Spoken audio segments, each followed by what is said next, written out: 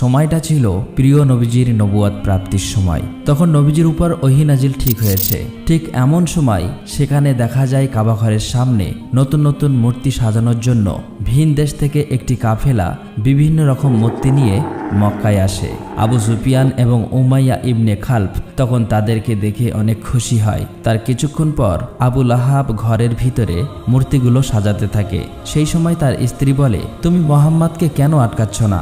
সে তো চাইলে তার স্ত্রী খাদিজাকে নিয়ে অনেক সুখে থাকতে পারে, তাহলে সে কেন বারবার আমাদের বিরোধিতা করছে? আবু লাহাব বলে, ভয় পেও না, আমাদের খোদা আমাদের রক্ষা করবে। মক্কার অবস্থা তখন এমন হয়েছিল যে মক্কার ভিতর এবং আশেপাশের সব জায়গায় মূর্তি পূজায় চলত।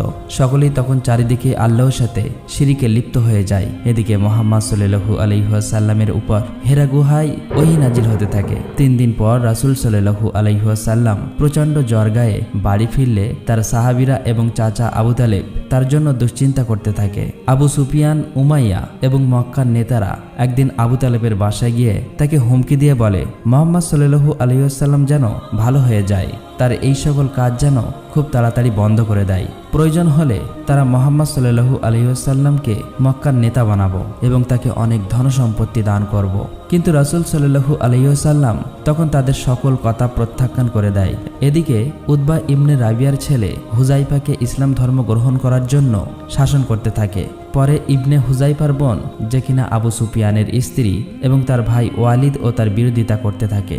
হযরত হুজাইফা তখন ঘর থেকে বার হয়ে চলে যায়। ওদিকে মক্কার শাসকদের ভয়ে নবীজির সাহাবীরা লুকিয়ে লুকিয়ে সারা রাত ইসলাম ধর্ম গ্রহণ করতে থাকে। একদিন তারা আল্লাহর ইবাদত করতে করতে সকাল হয়ে গেলে যে যার বাসায় লুকিয়ে লুকিয়ে চলে যায়। নবীজির এক সাহাবা সারা রাত বাড়ি না ফেরায় তার বাবা মা তাকে নিয়ে দুশ্চিন্তা করছিল। বাসায় ফিরলে তার বাবা মা তাকে বলে, তুমি কোথায় ছিলে? এমন সময় তাদের ঘরে থাকা মূর্তিটি হাতে লেগে পড়ে সেখানেই ভেঙে যায়। তার বাবা বলে, তুমি এটা কি সর্বনাশ করলে? এতদিন যে খোদা আমাদের রক্ষা করত, তুমি তাকে ভেঙে ফেললে। তখন ওই সাহাবী বলে, যে খোদা নিজে নিজেকে রক্ষা করতে পারে না, সে আমাদের কিভাবে রক্ষা করবে? তার বাবা মা তখন বলে, তুমি মুহাম্মাদের সাথে মিশে নিজের বিপদ নিজেই ডেকে আনছো। তখন সাহাবী বলে, মোটেও না। সে তখন রাসূল সাল্লাল্লাহু আলাইহি ওয়াসাল্লামের বাণীগুলো শোনাতে থাকে। এক পর্যায়ে তার বাবা মা তাদের ভুলগুলো সব বুঝতে পারে এবং ইসলাম ধর্ম গ্রহণ করে নেয়। পরের দিন মক্কার নেতারা এসব জানতে পেরে ওই সাহাবীকে ডেকে আনে। সকলেই ওই সাহাবীর সামনে রাসূল সাল্লাল্লাহু আলাইহি ওয়াসাল্লামের সম্পর্কে হাসি ঠাট্টা করতে থাকে। উমাইয়া তখন তার গোলাম বেলালকে বলে, বেলাল, তুমি ওকে ততক্ষণ মারতে থাকবে যতক্ষণ ও নিজের ভুল বুঝতে না পারে। কিন্তু হযরত বেলাল জানতেন রাসূল সাল্লাল্লাহু আলাইহি ওয়াসাল্লামের সকল বাণীগুলি ছিল সত্যবাণী। সে মনে প্রাণে আল্লাহকে ভয় করতেন। ফলে সে তার মনিব উমাইয়ার মুখে বলে দেয়, না, এটা আমি কখনোই করতে পারবো না। উমাইয়া তখন হযরত বেলালকে মরুভূমিতে নিয়ে অমানবিক অত্যাচার করতে থাকে। তখন সেখানে নবীজির পালক পুত্র জাহেদ আসে এবং বলে, আবু বকর এই গোলামের জন্য 200 দিনার দিতে রাজি আছে, তুমি তাকে মুক্ত করে দাও। উমাইয়া তখন এই দিনারগুলো দেখে হযরত বেলালকে মুক্ত করে দেয়। এদিকে নবীজির কাছে ওহী নাজিল হওয়ায় মক্কার লোকেরা যেন সকলের সামনে ইসলাম প্রচারের কাজ চালিয়ে যায়। আল্লাহর হুকুমে সাহাবীরা সকলেই একত্রিত হয়ে মক্কা শহরে ইসলাম প্রচার করতে থাকে। তারা সকলেই দলবদ্ধ হয়ে কাবা ঘরের দিকে অগ্রসর হতে থাকে। মক্কার কাফের মুশরিকরা তখন নানাভাবে তাদেরকে অত্যাচার করতে থাকে। অনেক কষ্ট সহ্য করে তারা শেষমেশ কাবা ঘরের সামনেই পৌঁছাতে সক্ষম হয়। রাতে আবু সুফিয়ান এবং তার স্ত্রী কথা বলছিল। আবু সুফিয়ানের স্ত্রী তখন তাকে বলে, কিভাবে একজন অশিক্ষিত ব্যক্তির মুখ থেকে এত সুন্দর এবং সত্যবাণী বার হয়? আবু সুফিয়ান তখন বলে, যেভাবে দিন দিন তার অনুসারীরা বৃদ্ধি পাচ্ছে, আমাদের কিছু একটা করতেই হবে। আমরা প্রথমে মুহাম্মাদের দুর্বল এবং অসহায় অনুসারীদেরকে অত্যাচার ও নির্যাতনের মাধ্যমে ইসলাম ধর্ম ত্যাগ করতে বাধ্য করব। যেই বলা সেই কাজ। পরের দিন সুফিয়ান এবং তার বিভিন্ন গোত্রের নেতারা মিলে অসহায় ও দুর্বল মানুষদের তুলে আনে এবং তাদের উপর চালাতে থাকে প্রচণ্ড অমানবিক অত্যাচার ও নির্যাতন করতে করতে এক পর্যায়ে আবু জাহেল সুমাইয়া রাদিয়াল্লাহু তাআলা আনহাকে আঘাত করে মেরে ফেলে।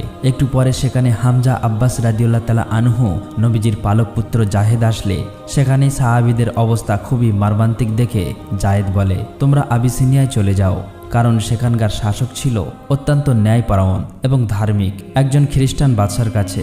তাই সকলেই কথা মতো সেখানে চলে যেতে থাকে। এদিকে আবু সুফিয়ান তাদের এই খবর জানতে পেরে তার একটি সহকর্মীকে বলে, তুমি আবু সিরিয়ায় চলে যাও, সেখানে গিয়ে তারা কি করছে সমস্ত খবরাখবর আমাকে বলবে। তখন তাকে আবু সিরিয়ায় পাঠিয়ে দেয়, কেননা মক্কার বাইরে যদি আবু সুফিয়ানের এসব কর্মকাণ্ড শুনে ফেলে তাহলে তার ব্যবসা বাণিজ্যের অনেক ব্যাঘাত ঘটবে। আবু সুফিয়ানের লোকটি সাথে সাথে সেই রাজ্যে চলে যায়। ওদিকে আবু সিরিয়ার রাজা তার সবাই প্রবেশ করতেই সকলেই মাথা নত করে তাকে সম্মান করে। মক্কা থেকে আসা ওই সাহাবীরা তাকে দেখে মাথা নত করেনি। তখন সেই রাজা তাদেরকে জিজ্ঞেস করে, তোমরা কেন আমার সামনে মাথা নত করনি? সাহাবীরা তখন বলে, আমরা আল্লাহ ছাড়া আর কারো সামনে মাথা নত করি না। আমাদের নবী আপনার কাছে পাঠিয়েছেন, কারণ তিনি বলেছেন আপনি একজন সত্যবাদী এবং ন্যায়পরায়ণ বাদশাহ। হযরত আব্বাস তখন নবীজির অনেকগুলো বাণী সকলের সামনে তুলে ধরেন। বাদশাহ তখন অবাক হয়ে যায়, কারণ তাদের নবী ঈসা আলাইহিস সালামও একই কথা বলে গিয়েছেন। বাদশাহ তখন বুঝতে পারে এটি হয়তো সত্য নবী। তখন সে আবু সুফিয়ানের লোকটিকে বলে, পাহাড় পরিমাণ সম্পদের বিনিময়েও আমি তাদেরকে তোমার হাতে তুলে দেব না। অতঃপর আবু সুফিয়ানের লোকটি চুপচাপ সেখান থেকে চলে আসে এবং বলে, ওখানকার বাদশাহ বলেছে পাহাড় পরিমাণ সম্পদ দিলেও তাদেরকে ফেরত পাঠাবে না। আবু সুফিয়ান সকল কিছু জানতে পেরে খুবই হতাশ হয়ে যায়। আবু সুফিয়ান তখন বলে, মক্কা থেকে হযরত মুহাম্মদ সাল্লাল্লাহু আলাইহি ওয়াসাল্লামের সকল অনুসারীকে বের করে দাও, তাদের উপর অমানবিক অত্যাচার চালাও, যাতে তারা ইসলাম ধর্ম ত্যাগ করতে বাধ্য হয়। কথা মতো পরের দিন থেকে মুহাম্মদ সাল্লাল্লাহু আলাইহি ওয়াসাল্লামের সকল অনুসারীকে বার করে তুলে আনে এবং তারা আবারও সকলের উপর চালাতে থাকে অমানবিক অত্যাচার ও নির্যাতন। আবু সুফিয়ান ঘোষণা করে, মক্কার কেউ যেন তাদের কোনো সাহায্য না করে। যদি কেউ সাহায্য করে তাহলে তাকে কঠিন শাস্তি ভোগ করতে হবে। তাই আর কোনো উপায় না দেখে মুহাম্মদ সাল্লাল্লাহু আলাইহি ওয়াসাল্লাম তার সকল অনুসারীকে নিয়ে মক্কার মরুভূমির খোলা প্রান্তরে চলে যায়। সেখানে থাকতে হয়েছিল 3টি বছর। এই 3টি বছর তাদের ভোগ করতে হয়েছিল ক্ষুধার যন্ত্রণা এবং অমানবিক অত্যাচার নির্যাতন। কিন্তু মুহাম্মদ সাল্লাল্লাহু আলাইহি ওয়াসাল্লামের জীবনের সবচাইতে কষ্টের মুহূর্তগুলো তখনও বাকি ছিল। তখন তার প্রিয় স্ত্রী খাদিজা এবং অভিভাবক আবু তালেব মারা যায়। আবু তালেবের মৃত্যুর আগে পর্যন্ত মক্কার কাফের মুশরিকদের আল্লাহর রসুলের দাওয়াত দিয়েছেন, কিন্তু মক্কার কাফের মুশরিকরা প্রতিবারের মতোই আল্লাহ এবং তার রসুলের কথাগুলো অমান্য করে গিয়েছে। চাচা আবু তালেবের মৃত্যুর পর নবীজির উপর থেকে যেন ছায়া সরে গেল। মক্কার কাফেররা এবার আরও বেশি কষ্ট দিতে লাগলো। বাধ্য হয়ে মুহাম্মদ সাল্লাল্লাহু আলাইহি ওয়াসাল্লাম তার পালিত পুত্র জাহেদকে নিয়ে তাইফে চলে যায়। কিন্তু সেখানে গিয়ে দেখল ভিন্ন চিত্র। তাইফের মানুষ মুহাম্মদ সাল্লাল্লাহু আলাইহি ওয়াসাল্লামকে কবুল করেনি, বরং তারা তাদের বাচ্চাকে লেলিয়ে দেয় তাকে পাথর মারার জন্য। বাচ্চারা তখন মুহাম্মদ সাল্লাল্লাহু আলাইহি ওয়াসাল্লামকে পাথর মারতে মারতে সেখান থেকে সরিয়ে দেয়। মুহাম্মদ সাল্লাল্লাহু আলাইহি ওয়াসাল্লাম এই ব্যবহারে এত বেশি কষ্ট পেয়েছিল যে ওই দিন তার জীবনের সবচেয়ে বেশি কষ্টের দিন বলে আখ্যায়িত হয়েছিল। দুঃখ ও ভারাক্রান্ত মন নিয়ে নবীজি কাঁদতে কাঁদতে রক্তাক্ত অবস্থায় তায়েফ ত্যাগ করে। নবীজি তখন তার সকল আশা ছেড়ে দিয়েছিল। এমন সময় আল্লাহ তাআলার হুকুমে অদ্ভুতভাবে মদিনা থেকে একটি কাফেলা আসে। তারা এসে নবীজিকে মদিনায় যাওয়ার জন্য আমন্ত্রণ জানায়। এটা শুনে নবীজি অনেক খুশি হয়েছিল। নবীজি তখন তার সাহাবীদের কথা চিন্তা করে নিজেই মক্কায় থেকে যায়, যা করে তার সাহাবীরা কোনো বাধা বিপত্তি ছাড়া মদিনায় পৌঁছাতে পারে। দিন দিন এভাবেই মুহাম্মদ সাল্লাল্লাহু আলাইহি ওয়াসাল্লামের জনপ্রিয়তা এবং ইসলাম প্রসার দেখে আবু সুফিয়ান এবং তার লোকেরা নবীজির উপর আরও বেশি হিংসা করতে থাকে। তারা বলে, এবার নবীজিকে হত্যা করব। যেই ভাবা সেই কাজ। তারা অনেক লোক পাঠিয়ে দেয় নবীজিকে মারার জন্য। সেখানে গিয়ে দেখে নবীজির বদলে হযরত আলী রাদিয়াল্লাহু তাআলা আনহু শুয়ে আছে। আবু সুফিয়ান এই ব্যাপারটি জানতে পারলে তখন সে মক্কায় ঘোষণা করে দেয়, যে ব্যক্তি মুহাম্মদ সাল্লাল্লাহু আলাইহি ওয়াসাল্লামকে জীবিত অথবা মৃত অবস্থায় ধরে আনতে পারবে তাকে 100 উট পুরস্কার দেওয়া হবে। মক্কার লোকেরা তখন পাগলের মতো বেরিয়ে যায় নবীজিকে খোঁজার জন্য। খুঁজতে খুঁজতে তারা একটি গুহা দেখতে পায়, কিন্তু তারা গুহার মুখে গিয়ে দেখতে পায় একটি মাকড়সার জাল বাসা বেঁধে আছে, যা দেখে বুঝতে পারে এই গুহায় অনেক দিন ধরে কেউ প্রবেশ করেনি। আসলে তাদের ধারণাটি ভুল ছিল। গুহাটির ভিতরেই আমাদের প্রিয় নবী হযরত মুহাম্মদ সাল্লাল্লাহু আলাইহি ওয়াসাল্লাম এবং তার সাহাবীরা ছিল।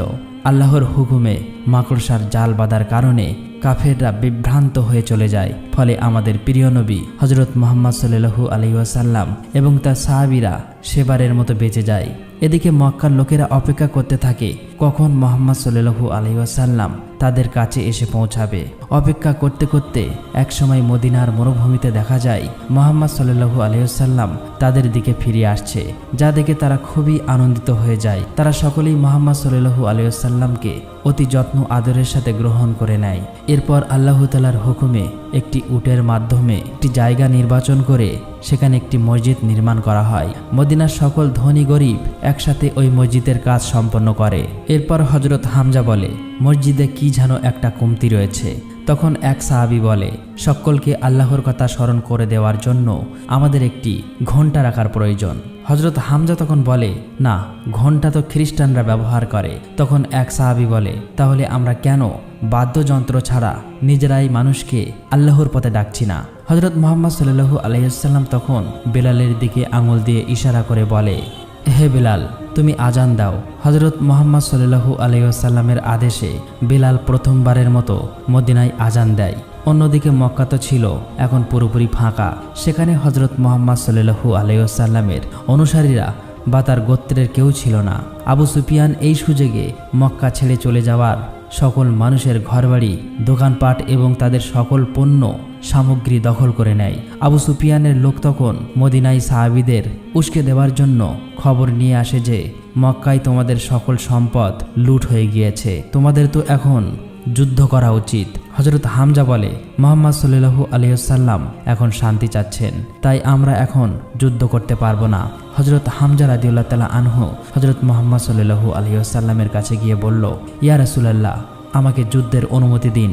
যুদ্ধের অনুমতি চাইলে নবীজি তখন আল্লাহর হুকুম না থাকায় তাদেরকে মানা করে দেয়। মুহাম্মদ সাল্লাল্লাহু আলাইহি ওয়াসাল্লাম তখন আল্লাহর কাছে দোয়া করল। কিছুদিনের মধ্যেই আল্লাহ তাআলা তাদেরকে যুদ্ধ করার অনুমতি দেয়। নবীজি তখন সকলকে যুদ্ধের ব্যাপারটি ঘোষণা করে দেয়। সকলেই তাই প্রস্তুত হয়ে রওনা দেয় বদরের প্রান্তে। সেখানে গিয়ে তারা কয়েকটি কূপের কাছাকাছি তাদের তাঁবু খাটায়। এদিকে উতবা খবর নিয়ে আসে মুহাম্মদ সাল্লাল্লাহু আলাইহি ওয়াসাল্লাম তার কাফেলা নিয়ে যুদ্ধের উদ্দেশ্যে মক্কার দিকে রওনা দিয়েছে। এবার মক্কা থেকে সকল কাফেররা যুদ্ধের জন্য বদরের দিকে রওনা হলেন। আবু সুফিয়ান তাদের সাথে না গিয়ে সে মক্কা থেকে লুট করা সম্পদ নিয়ে বাণিজ্য করতে বেরিয়ে পড়ে অন্য দেশের দিকে। কাফেররা যুদ্ধের জন্য আবু সুফিয়ানের কাছে সাহায্য চাইলেও সে তার মালগুলো নষ্ট হবার ভয়ে যুদ্ধে যেতে অস্বীকৃত জানায়। এদিকে যুদ্ধের দিন ঘনিয়ে আসলে সকলেই বদরের প্রান্তে একত্রিত হয়। মুহাম্মদ সাল্লাল্লাহু আলাইহি ওয়াসাল্লামের কাফেলাটি বদরের প্রান্তের বেশ কয়েকটি কূপের কাছাকাছি তাদের ঘাঁটি বাঁধে। সেখানে দাঁড়িয়ে সকলকে বলে, তোমরা সকলেই ইচ্ছে মতো পানি পান করে নাও। পানি পান করা হয়ে গেলে প্রতিটি কূপের মুখ পাথর দিয়ে ঢেকে দাও। সবাই ইচ্ছে মতো পানি পান করে প্রতিটি কূপের মুখগুলো পাথর দিয়ে ঢেকে দেয়, যাতে করে কাফেররা এসে সেখানে পানি পান করতে না পারে এবং এর ফলে তারা শারীরিকভাবে দুর্বল হয়ে পড়বে। মুহাম্মদ সাল্লাল্লাহু আলাইহি ওয়াসাল্লাম যেমনটি ভেবেছিল ঠিক তেমনটি হয়েছে। কাফেররা অনেক দূর থেকে আসার কারণেই পিপাসায় তারা কাতর হয়ে পড়েছিল, যার কারণে সংখ্যায় বেশি হলেও যুদ্ধের জন্য তারা শারীরিকভাবে ছিল দুর্বল। যাই হোক, এক পর্যায়ে যুদ্ধ শুরু হলে সেখানে কাফেরদের সাথে মুসলমানদের অনেক রক্তপ্রাপ্ত একটি যুদ্ধ হয়। কিন্তু ভালো সংবাদ এটি ছিল যে সে যুদ্ধে আবু সুফিয়ান বাদে মক্কার বড় বড় প্রায় সকল নেতারাই মারা গিয়েছিল। এভাবেই মাত্র ৩১৩ জন সাহাবী নিয়ে মক্কায় হযরত মুহাম্মদ সাল্লাল্লাহু আলাইহি ওয়াসাল্লাম বদরের যুদ্ধে জয়ী হয়। বদরের যুদ্ধে জয়ের ফলে মুসলমানদের ক্ষমতা পূর্বের তুলনায় অনেক বৃদ্ধি পায়। এদিকে আবু সুফিয়ান তার বাণিজ্য শেষ করে মক্কায় ফিরে আসলে সকল ঘটনা শুনে মুহাম্মদ সাল্লাল্লাহু আলাইহি ওয়াসাল্লামের বিরুদ্ধে আরও বেশি রেগে যায়। তার স্ত্রী ভিন্ত ইবনে উতবার বাবাও ভাই সেই বদরের যুদ্ধে হামজার হাতে নিহত হয়েছিল, যার কারণে সে তার ভাই ও বাবার প্রতিশোধের আগুনে ক্ষুব্ধ হয়ে ওঠে। আবু সুফিয়ানের সবাই একজন বর্ষা নিক্ষেপকারী ছিল, যার নিশানা ছিল অতি নিখুঁত এবং সূক্ষ্ম। আবু সুফিয়ানের স্ত্রী তখন সেই বিক্ষোভকারীর কাছে গিয়ে বলে, তুমি যদি হযরত হামজাকে মারতে পারো তাহলে আমি তোমাকে অনেক স্বর্ণ মুদ্রা দেব এবং তোমাকে আজাদ করে দিব। এভাবেই কেটে যায় 1 বছর। এক সাহাবী মক্কা থেকে একদিন খবর নিয়ে আসে মক্কার লোকেরা তাদের বদরের যুদ্ধের প্রতিশোধ নেওয়ার জন্য আবার নতুনভাবে যুদ্ধের প্রস্তুতি নিচ্ছে। তারা সংখ্যায় মুসলমানদের তুলনায় অনেক বেশি, তাই মুসলমানদের জন্য এটি ছিল একটি দুশ্চিন্তার ব্যাপার। দেখতে দেখতে এভাবেই সময় ঘনিয়ে আসে। সকলেই উপস্থিত হয় উহুদ পাহাড়ের সামনে। মুহাম্মদ সাল্লাল্লাহু আলাইহি ওয়াসাল্লাম সাহাবীদেরকে দুটি দলে ভাগ করে দেয়। একটি দল যুদ্ধ করবে এবং অপর একটি দল পিছন থেকে জামালে রোম নামের একটি পাহাড়ে দাঁড়িয়ে পাহারা দেবে, যাতে করে শত্রুরা পিছন থেকে আক্রমণ করতে না পারে। মুহাম্মদ সাল্লাল্লাহু আলাইহি ওয়াসাল্লাম সাহাবীদেরকে বারবার নিষেধ করেছে, যত কিছুই হোক না কেন তারা যেন কোনোভাবেই সেই পাহাড় থেকে না নড়ে। কিছুক্ষণ পর শুরু হয়ে যায় আবারও সেই রক্তক্ষয়ী যুদ্ধটি। যুদ্ধ করতে করতে আবু সুফিয়ানের স্ত্রীর সেই ঠিক করা বর্ষা নিক্ষেপকারী সুযোগ বুঝে একটি বর্ষা নিক্ষেপ করে হযরত হামজাকে মেরে ফেলে। হযরত হামজার মৃত্যু দেখে মুসলমানরা প্রচণ্ড রেগে যায়। তারা সবাই অনেক বেশি ক্ষুব্ধ হয়ে যায়, যা দেখে কাফির মুশরিকরা তখন পালাতে থাকে। মুসলমানরা ভেবেছিল তারা হয়তো যুদ্ধে বিজয়ী হয়ে গিয়েছে। এটি দেখে পিছনের পাহারাদার সকল সাহাবীরা সেখান থেকে চলে আসে, কিন্তু এটিই ছিল তাদের সবচেয়ে বড় ভুল। যুদ্ধের জন্য আবু সুফিয়ান খালিদ বিন ওয়ালিদ নামক একজন লোককে ঠিক করে রেখেছিল।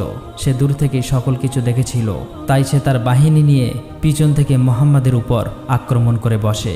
হঠাৎ করে পেছন থেকে আক্রমণ হওয়ার ফলে মুসলমানরা একের পর এক মারা যেতে থাকে। পরিস্থিতি খারাপ দেখে তখন সকল মুসলমানরা সেখান থেকে পালিয়ে যায়। মুহাম্মদ সাল্লাল্লাহু আলাইহি ওয়াসাল্লামের কঠোর আদেশ অমান্য করার কারণেই এভাবেই বিজয়ী হতে হতে উহুদের যুদ্ধে হেরে যায়।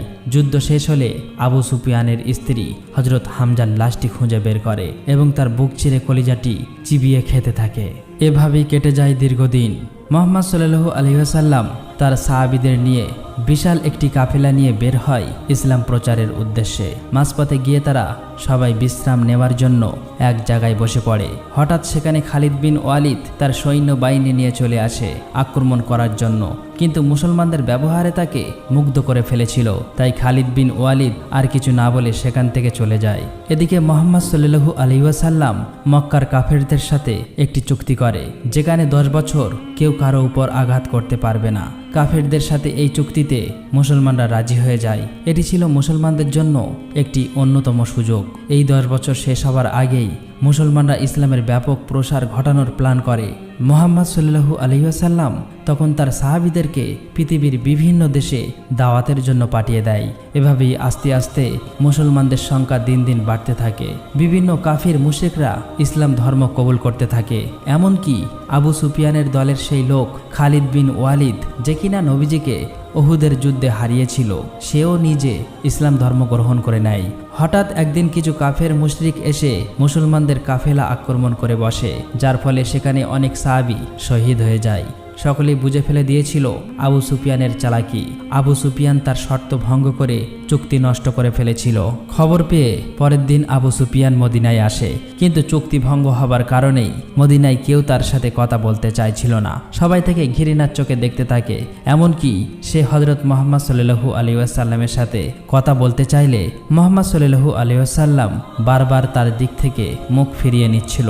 আবু সুফিয়ান তখন নিজের মতো করে বলতে থাকে, আমি সব দিক থেকে হেরে গেলাম এমন একজনের কাছে, যে কিনা একজন মেষপালক। তখন হযরত আব্বাস রাদিয়াল্লাহু তাআলা আনহু বলে, সেই সামান্য মেষপালকের ধর্ম এখন সারা বিশ্বে ছড়িয়ে পড়েছে। ততদিন ইসলাম ধর্ম গ্রহণকারী লোক সংখ্যা ছিল 10,000-এরও বেশি। এই বহুল সংখ্যক সাহাবী নিয়ে নবীজি রওনা দেয় মদিনা থেকে মক্কার উদ্দেশ্যে। আবু সুফিয়ান তখন মক্কায় ফিরে এসে তার গোত্রের লোকদের বলতে থাকে, আর কোনো উপায় নেই, মুহাম্মদ তার কথা রেখেছে। সে সত্যিই সারা বিশ্বে সকলের মন জয় করে নিয়েছে। মক্কার কাফেররা তখন বুঝতে পারে তাদের আর কোনো করার কিছুই ছিল না।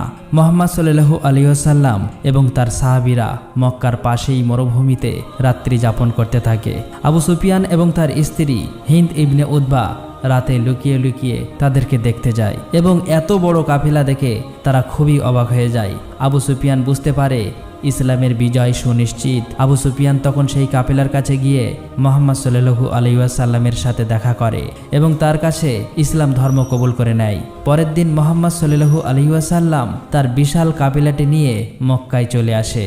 মুহাম্মদ সাল্লাল্লাহু আলাইহি ওয়াসাল্লাম মক্কাকে অনেক ভালোবাসতেন। মক্কায় আসার পর সকল মুসলমানরা মিলে কাবা ঘর দখল করে নেয়। মুহাম্মদ সাল্লাল্লাহু আলাইহি ওয়াসাল্লাম তখন সকলের উদ্দেশ্যে বলতে থাকেন, তিনি তার সকল শত্রুকে ক্ষমা করে দিয়েছেন, আজ থেকে তোমরা সবাই মুক্ত। এদিকে মুহাম্মদ সাল্লাল্লাহু আলাইহি ওয়াসাল্লাম বুঝতে পারে তার জীবনের শেষ দিনগুলো ঘনিয়ে আসছে, তাই জীবনের শেষবারের মতো সে বিদায় হজের ভাষণ দিতে চেয়েছিলেন, যেখানে নবীজি বলেছেন, আমি হয়তো তোমাদের মাঝে আর বেশি দিন থাকবো না। তোমরা গরিবদের তাই খাওয়াও যা তোমরা খাও, তাদের তাই পরতে দাও যা তোমরা নিজে পরিধান করো। মনে রেখো, তোমাদের সকলেই একদিন মহান আল্লাহ তাআলার সামনে উপস্থিত হতে হবে এবং তোমাদের সকল কৃতকর্মের হিসাব দিতে হবে। মুহাম্মদ সাল্লাল্লাহু আলাইহি সাল্লাম তার সাহাবীদের এরকম অসংখ্য মেসেজ দিয়ে গিয়েছিল। মুহাম্মদ সাল্লাল্লাহু আলাইহি ওয়াসাল্লামের শেষ কথা ছিল, আমি তোমাদের কাছে দুটি জিনিস রেখে যাচ্ছি, আল্লাহর কোরআন এবং আমার সুন্নাহ, যা তোমাদের জন্য আলো এবং নির্দেশনা স্বরূপ। এভাবেই হযরত মুহাম্মদ সাল্লাল্লাহু আলাইহি ওয়াসাল্লাম তার সারাটা জীবন শুধু কষ্ট এবং ত্যাগের বিনিময়ে আমাদেরকে ইসলাম ধর্ম দিয়ে গিয়েছেন। নিজের পুরোটা জীবন উনি শুধু তার উম্মতের কথাই ভেবে গিয়েছেন। প্রিয় নবী হযরত মুহাম্মদ সাল্লাল্লাহু আলাইহি সাল্লাম জীবনের শেষ মুহূর্তেও তিনি তার উম্মতের কথা ভাবতে ভাবতেই মৃত্যুবরণ করেন। তাই আমরা সকলেই চেষ্টা করব আমাদের প্রিয় নবী হযরত মুহাম্মদ সাল্লাল্লাহু আলাইহি সাল্লামের সকল সুন্নাহগুলোকে আঁকড়ে ধরার এবং কোরআনের আলো দিয়ে নিজেদের জীবনকে গড়ে তোলার। আমার বিশ্বাস মুহাম্মদ সাল্লাল্লাহু আলাইহি সাল্লামের জীবনী প্রতিটা মুসলমানের জন্য গর্বের এবং শিক্ষণীয় বিষয়। আল্লাহ তাআলা যেন আমাদের সকলকে প্রিয় নবী হযরত মুহাম্মদ সাল্লাল্লাহু আলাইহি সাল্লামের দেখানো পথে চলার তৌফিক দান করুক। আমিন।